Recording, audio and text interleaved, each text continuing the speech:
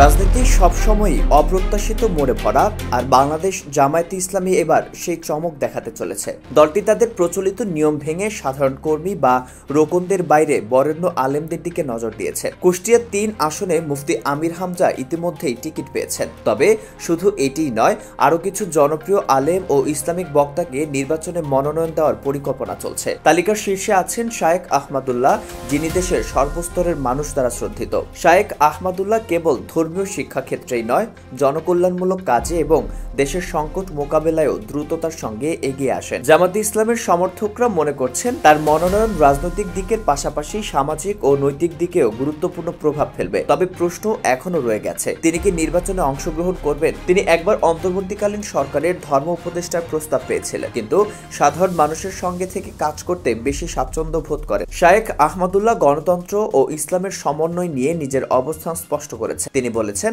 গণতন্ত্র মানে শুধু ভোট দেওয়া নয়, এটি গণতন্ত্রের একটি অংশ মাত্র। ইসলামী শরিয়ায় গুরুত্বপূর্ণ হলো বুদ্ধিমান ও বিচক্ষণ মানুষের মতামত। সাধারণ মানুষের মতামতও গুরুত্বপূর্ণ, কিন্তু সবসময় সমান নয়। ইসলামে গণতান্ত্রিক মূল্যবোধ বিদ্যমান, তবে আল্লাহর আদেশে সর্বোচ্চ আইন। এই মন্তব্য থেকে স্পষ্ট যে তিনি রাজনৈতিক চাপের অধীনে কাজ করতে চান না। জামায়াতে ইসলামের পক্ষ থেকে শায়েখ আহমদুল্লাহকে লক্ষ্মীপুর সদর বা নারায়ণগঞ্জের আসন থেকে মনোনয়ন দেওয়ার সম্ভাবনা তোলা হয়েছে। এই এলাকাগুলোতে তিনি ভূমিকাপল্লী জামে মসজিদের খতিব হিসেবেও দায়িত্ব পালন করছেন। সমর্থকরা মনে করছেন তিনি দেশের যে কোনো আসন থেকে প্রতিদ্বন্দ্বিতা করতে সক্ষম। তবে এখনো রহস্য রয়ে গেছে, তিনি কি রাজনীতির নতুন চ্যালেঞ্জ গ্রহণ করবেন, নাকি সাধারণ মানুষের সঙ্গে থেকে সামাজিক কল্যাণমূলক কাজে সীমাবদ্ধ থাকবেন। রাজনৈতিক বিশ্লেষকরা বলছেন তার সিদ্ধান্ত শুধুমাত্র জামায়াতে ইসলামী নয়, দেশের রাজনৈতিক মানচিত্রকেও প্রভাবিত করতে পারে। ভোটে অংশগ্রহণ বা না করার প্রতিটি পদক্ষেপ এখন নজরকাড়া।